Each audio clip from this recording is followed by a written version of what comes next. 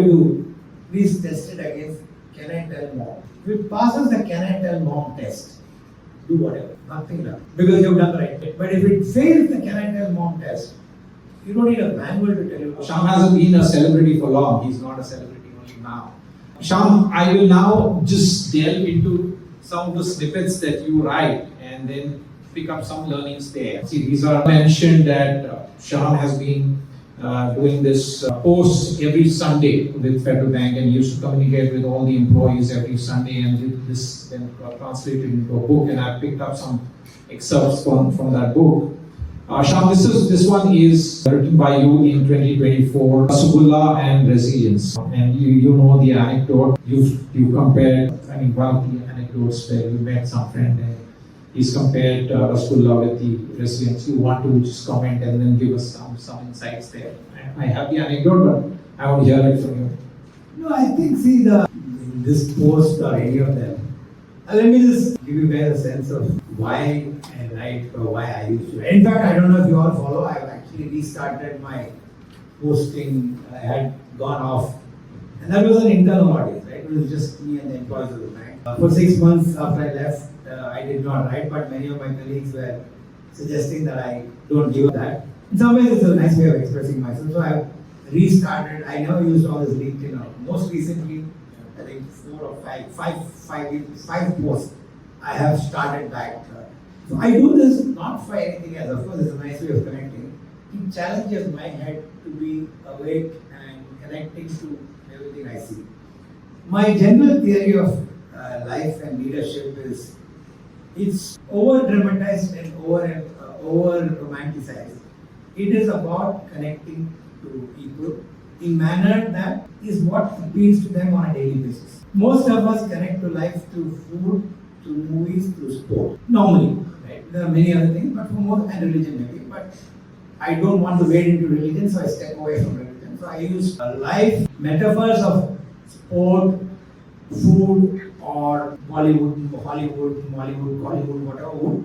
Try to bring that into our life and bring a life lesson or a leadership lesson through that. So that is how most of my posts have been, and hopefully it continues so. One such, Rasgulla versus resilience, is also around that. I think I had spoken to somebody and they talked about the essence of how the Rasgulla and the juice of the Rasgulla and stuff like that teaches you how resilience. But the point is not the Rasgulla, the resilience. The point I was trying to make is, in the world we live in, whichever way, wherever you are, whichever career position you are, what is foremost is the ability not to give up and wade that particular situation to come out ahead. So I use this as a metaphor for that, and the rest you could read and it's an interesting one because it just gives you how you need to come back and how you need to be flexible enough to be resilient. Yeah. And the other anecdote I particularly liked, and this one is to be compliant and not complacent, and especially when you were leading a bank, and this was important with every institution. Zero tolerance for practices that don't pass the good ethics test. And I thought this, your mom test, you want to just, because I found that anecdote a very, very good, interesting anecdote for people in the field, because it's very easy to give verbose instructions on governance, compliance, but you have made it very simple. No, I used to try to use it to myself. I encourage everybody to think about it. None of us want to wake up and embarrass our parent, our mom, our family member, or a girlfriend, or husband, boyfriend, whatever. We want to be on their good books, and we don't want to be seen anything that embarrasses that cohort of our most treasured. So I use this phrase which helps everybody understand. You can put a long manual on compliance, particularly banking and the business that we are all in. Ethics and doing right is paramount. Right? So the message I say to myself and everybody is, whatever we do, please test it against can I tell mom. If it passes the can I tell mom test, do whatever, nothing left, because you've done the right thing. But if it fails the can I tell mom test, you don't need a manual to tell you don't do it. And that is, to my way, simplifying complex code of ethics into one line, just tattooed on your forehead. Can I tell mom? Mom, substitute dad, husband, wife, you pick the child, Nobody wants to wake up next morning saying X has done a bad job and has been sent to jail. Unless you're a hardened criminal, which I hope nobody in our scheme of things is, right? So please use that. I think probably that's what you're referring to. Please use that phraseology for yourself. Can I tell more?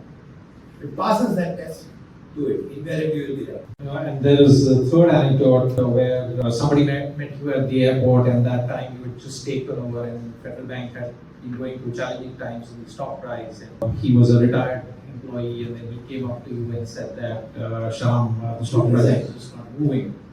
And then you then send a message to all the employees, our job is to just focus on the job at hand. That was another anecdote which I See, always would face it, any leader who's running a listed entity. Unfortunate reality is the ticker decides all of us, right? We like to see the stock price and only way is green. But the reality is it is never so. You have to go through troughs and sometimes extended periods of troughs before you hit you hit the sweet spot. In my years in the bank, my early years, stock moved, then it fell quite miserably for quite a while.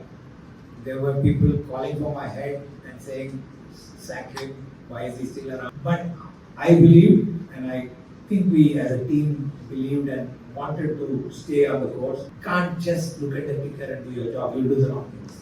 Yeah, it's important, but can't do the wrong things. Go back to, can I tell mom? If you do the right thing, then you can tell mom and you stay at the course, go back to your point of perseverance and grit, then you come out. Today I can say with great pride, when I took over the bank, the market cap was 5,000-6,000 crores. When I left, it was 50,000 crores. No other bank did a 10-fold increase in stock price. No other, not HDFC, not Kotak, not anybody else. But we went through this extreme periods of trough. But I think we came out ahead only because, like you mentioned, the team bought into the idea as just give it your everything, it'll come out. And I'm sure Manian and team will do even better and go to 100,000 crores. I'm a shareholder, I'll ask him for that. But that's where.